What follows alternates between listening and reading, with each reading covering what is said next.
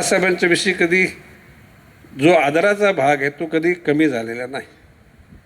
पण आता जमातीवर भाषा बोलणं बरोबर नाही, परंतु म्हटलं मी ज्या ट्रॅकमधून आलो तो ट्रॅक हा सांगतो की एकदा चंदनाच्या पाटावर आणि चांदीच्या ताटावर उठलं की परत बसायचं नाही. त्यानंतर सुद्धा बाळासाहेबांचे काही कामानिमित्त, कारण मी 4 ते 14 10 वर्ष मंत्री होतो, आदरपूर्वक मी बाळासाहेबांनी सांगितलेल्या त्या कामांना अंजाम देण्याचा प्रयत्न केला. ज्याला बाळासाहेबांचं निधन झालं त्या दिवशी महापौर बंगला मुंबईमध्ये सगळेच, म्हणजे सुषमा स्वराज पण आल्या होत्या, शरद पवार साहेब होते.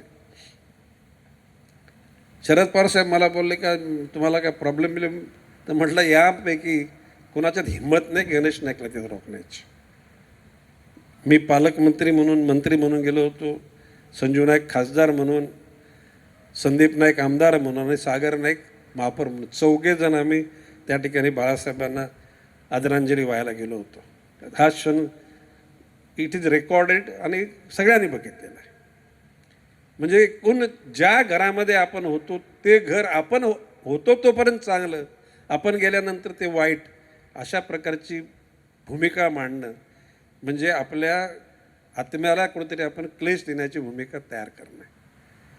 आता त्याच्यानंतर राष्ट्रवादीमध्ये आल्यानंतर 14 वर्ष, आणि मी तुम्हाला सांगतो की शरद पवार साहेबांनी अजूनसुद्धा गणेश नाईक जाण्याचं त्यांना खंत आहे. 4 दिवसापूर्वी साहेबांचा फोन आला होता काही घटकांना मदत करण्याचा. प्रश्न असा की माझी कटुता शिवसेनेतून निघालं बाळासाहेबांशी नव्हती, मी कोणाविषयी अनुद्गार काढले नाहीत, शिवसेनेविषयी काढले नाहीत. राष्ट्रवादीतून बाहेर गेलो, राष्ट्रवादीविषयी सुद्धा मी कधी नेत्याविषयी बोललो नाही. किंबहुना आज आपण बघत असाल तर विधानसभा आणि विधान परिषदेमध्ये ऑल पार्टी सपोर्टेड जर कोण मंत्री असेल तर that's name is Ganesh Naik.